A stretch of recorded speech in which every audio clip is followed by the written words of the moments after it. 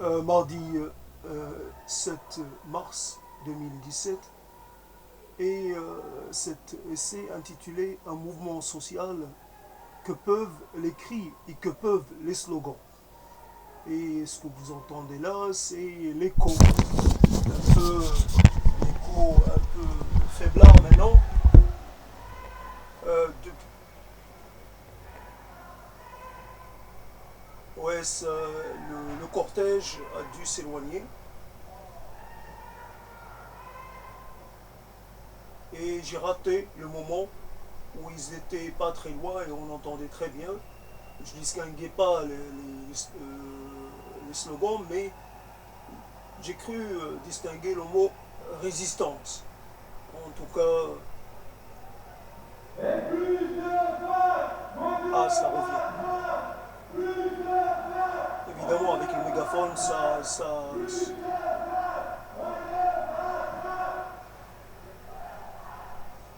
me ramène en arrière et ce mouvement qui a traversé Saint-Cyprien, le Pont-Neuf, la rue de la République et qui était celui de l'entreprise Job. Ce mouvement, cette entreprise qui fabriquait du papier et notamment le mouvement se distinguait par la dispersion de quantité de papier et donc au passage on savait que c'était les gens de Job. On sait aujourd'hui ce qui est devenu l'usine Job et donc un îlot d'habitation et c'en est fini depuis longtemps. Ainsi, ce quartier de Saint-Cyprien qui était assez excentré et les mouvements sociaux, les rassemblements se faisaient plutôt de la côté Place Isquirol et les rues adjacentes. Maintenant, le quartier Saint-Cyprien est devenu aussi un haut lieu de passage pour les mobilisations diverses. Je me rappelle de cet hélicoptère qui planait du côté de Saint-Cyprien et qui restait un moment, qui planait au-dessus du cortège de ceux qui refusaient le changement survenu, à l'occasion de la loi dite travail. Et donc,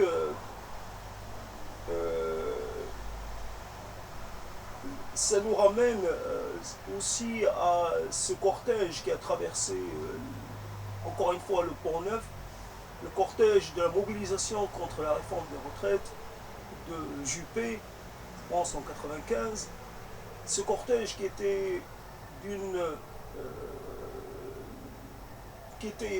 tellement impressionnant que les gens qui étaient au niveau du Pont-Neuf commençaient à bouger et que ceux qui étaient au départ de la manif, qui étaient soit peut-être départ à la manif, en tout cas du côté des ponts des Catalans, n'avaient pas encore commencé à marcher. Donc le cortège était d'une longueur, et je veux dire, jamais vu, peut-être à Toulouse, peut-être au moment de la Libération, peut-être 68. En tout cas, ça a dépassé les mobilisations sociales précédentes, ça a dépassé le mouvement étudiant de 86. C'était un cortège et voilà, donc c'était un cortège impressionnant. Juppé a dû renoncer à sa réforme, du temps est passé, nous savons que le rejet de la réforme de Vaquet a été acté, mais cette réforme n'a été en fait que repoussée et l'autonomie de l'université est devenue un fait. Et cette autonomie ne cesse de se préciser. Et à quoi finalement ça nous ramène, et on sait ce qui est devenu des retraites, les diverses réformes, la loi Fillon, etc. Finalement la réforme est passée, l'augmentation de l'âge de départ à la retraite a été entérinée. Il reste peut-être qu'on retarde les choses, mais qu'on ne les arrête pas. Il reste peut-être pour ceux qui participent à ces mobilisations, il reste le souvenir d'avoir un moment fait œuvre commune, d'avoir participer à quelque chose. À un moment, les individus se retrouvent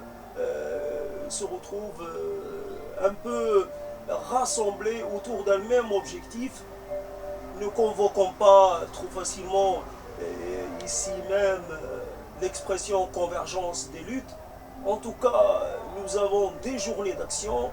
J'ai appris à me méfier des journées d'action et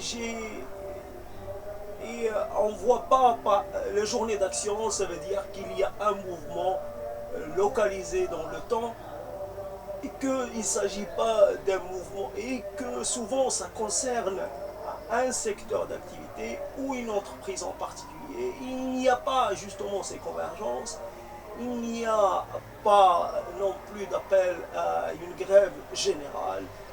Il y a ces choses dispersées, je ne sais pas s'il y a eu convergence des luttes au moment de la lutte de ceux de Job pour le maintien de leur emploi, pour la préservation de leur emploi. En tout cas, voilà. Donc, pour signaler qu'il y a un déplacement géographique maintenant en ce qui concerne les mouvements sociaux sur Saint-Cyprien. Je me rappelle aussi les charges des policiers, je ne sais plus, peut-être au moment de la mobilisation contre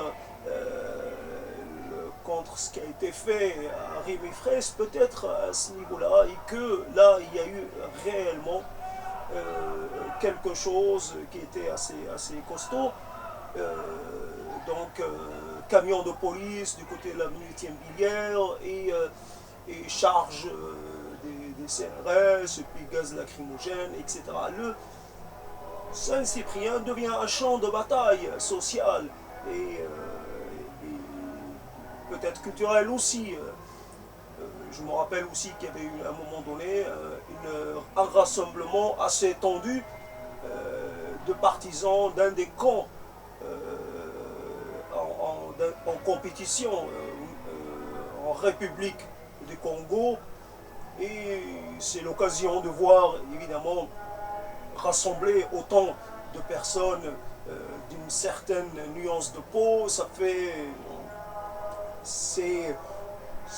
bizarre de voir un rassemblement. Peut-être que Paris a l'habitude d'assister à ce type de rassemblement, mais de voir cela à Toulouse et à Saint-Cyprien en particulier, de voir cela et en quoi ce qui se passe en République du Congo intéresse les gens à Toulouse, en quoi le partisan d'un camp de Kabila ou de Tchékédé qui vient de décéder, en quoi cela peut-il avoir un quelconque sens. Cela ne fait rien à l'affaire. La France, si elle a une position, elle ne la changera pas. Et puis, il y avait cette sensation qu'on était en face de quelque chose qui pouvait exploser. J'imagine la tête des flics qui étaient en train qui entourait le rassemblement, le sitting. Ça doit être assez inhabituel, quoique les flics, quoique les CRS ne sont pas locaux, mais qui se déplacent. Ils peuvent être d'une autre compagnie qui vient du Nord, qui a peut-être l'habitude, qui a déjà fait d'autres lieux de tension et qui a l'habitude de côtoyer de l'étranger. Voilà un peu, on peut voir les mouvements sociaux typiquement français et on peut voir aussi des choses qui sont locaux tout en étant extra-locaux. Ceux qui se sont rassemblés à l'occasion des élections au Congo sont des gens qui résident à Toulouse. Mais il y avait justement, on parle cette expression de convergence de lutte, il n'y avait aucune personne différente dans ce rassemblement. Ces rassemblements sont monocolores. Et c'est là le problème. Quand par exemple en 86, on a appelé à l'occasion du cortège en hommage aux morts qui a été tués par la police et on avait appelé la population à nous rejoindre, chose qui est complètement passée sans, ça n'a rien provoqué. Les cortèges ne sont pas rejoints par ceux qui les regardent passer, comme moi je fais actuellement, et comme j'ai toujours fait. Je les entends de loin. Des fois, je regarde par la fenêtre, des fois, je ne regarde pas. Il y a un problème de généralisation, d'extension des mobilisations. Ça fait, d'un côté, quand on a face à soi un collectif qui est lié, relié à une fonction ou à une catégorie de travailleurs particuliers, on a du mal. On ne peut pas rejoindre les hospitaliers, on n'en fait pas partie. Comment s'intégrer à des hospitaliers qui sont en habit de fonction? Comment faire partie d'un cortège? On est un peu forcé de rester spectateur. Et donc, nous n'allons pas voir de sitôt un mouvement global de contestation. Contestation, rappelons-le, qui doit toujours rester pacifique, qui doit toujours rester dans le cadre que la loi fixe. Évidemment, là on est encore en période d'état d'urgence, donc les manifs sont encore plus encadrés. Mais il est donc toujours un mouvement peut être rendu impopulaire par les débordements, plus ou moins provoqués par des éléments qu'on n'arrive pas à identifier. Sont-ils des infiltrés? Sont-ils... En tout cas, il y a toujours le risque. Là, pour l'instant, j'ai l'impression que le cortège est passé, qu'il n'y a pas d'incident. J'entends pas d'hélicoptère, à part un véhicule là, mais je n'ai pas l'impression que c'est un véhicule de police. Et donc, a priori, les gens qui ont fait la mobilisation savent contrôler les choses. En tout cas, ça se passe bien. Le seul chose qu'il faut peut-être ajouter, c'est pour quel résultat. Et nous sommes à la veille d'élections présidentielles et législatives, et les choses risquent d'être encore plus la mobilisation risque d'être encore plus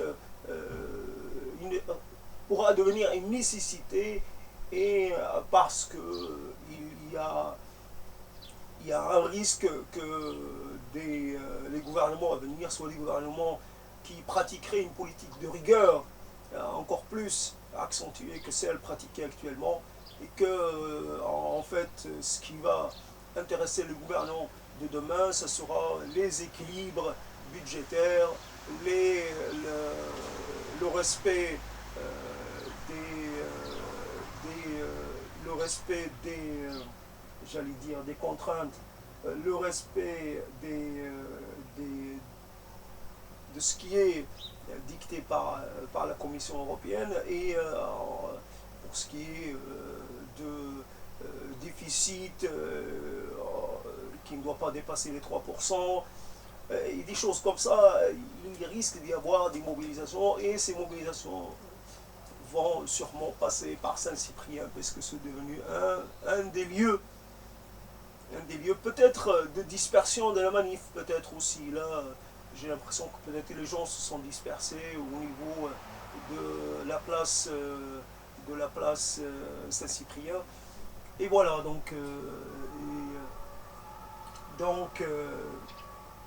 je disais que les mouvements ne sont pas, même s'il y a une convergence des luttes, même s'il y a une mobilisation générale, une grève générale, il n'y a pas réellement, a priori, comme ça, dit rapidement, une envie de faire basculer le système dans une nouvelle forme d'organisation sociale. Il n'y a pas d'appel à une révolution, il y a plutôt des appels à une nouvelle organisation institutionnelle, type 6e République, une république un peu plus parlementaire que l'actuelle, et voilà. Donc c'était juste pour ne pas rester passif. J'ai fait cette petite intervention pour pour un peu occulter ma passivité et mon retrait du champ social.